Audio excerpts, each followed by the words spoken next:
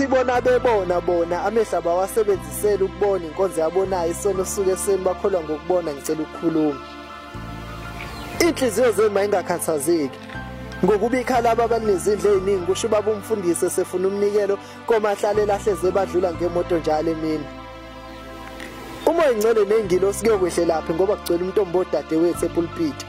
Phela siwiswa izona. Sishibukaliswa inyembezi zabafela iqiniso ngaphansi kwezandla zababa umfundisi. Impela mhla sibe emncwabeni kaNembeza kwakuqala impilo entsha kwabaningi. Khulekani nibambe ibhande ukuze kufase isimilo esixegayo kwabesifazane izandla zodadewethu igcwele amadosha amadoda bawabamba ngezingane ngicela ukukhuluma. Inhliziyo zabo namatekisi bheka kuse WhatsApp group ofofo kuyacoshiswana futhi mongenamali sikushiya endleleni. Ngifuna ukukhuluma ngale yabhebs abafana engenamgogodla. Sizani nibajoinele imarathon noma ama-Olympics ngoba hey ave bekwazi ukubalekela ukondla. Umhlaba ukhiqiza amagwala inkinga iziba ngotshwala. Kuxabene ubendlu magcina uphenduka umaqala emathuneni kugcwele amathambo engane ezincane kusamele insithidlo zabantu abadala. Hlezi nolwandle libabusa wodi nje inyembe zobaba omkhulu ababeyikhala mhlawumbe bathathele ngokwabo ondlebe esikhanyelanga.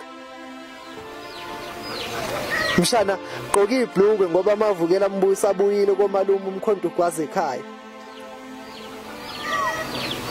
Impela ngokwanda kokubi kophela uthando kwabaningi. Nosuku lomshado kuphenduka isigxivizo sokufaka ama-boxing gloves umfazi aphenduka i-punching bag kusamele sihlaziye kahle naleli igama elithi ring. Ngifuna ukukhuluma engikwaziyo engingakwazi ngizokushiyela abakwaziyo. Ngifuna ukukhuluma ngempilo ngikhulume ngesimilo ngikhulume nangokwazi ukwamukela isimo. Ngibese ngibuza impumputhe yathi ngincede wena ngoba uyabona bhala ubhale ngawo yonke into.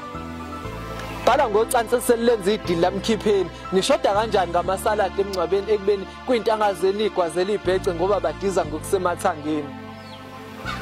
Cela ukukhuluma.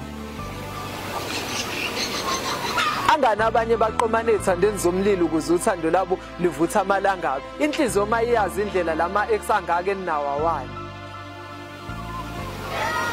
Mina kulunge ngiyimpumputhe ngingaboni. Mdali angithi bona bebona bona amehla bawasebenzisela ukubona inkonzo yabonayo esona usuke esweni bakholwa ngokubona. Ngicela ukukhuluma. Ungincede.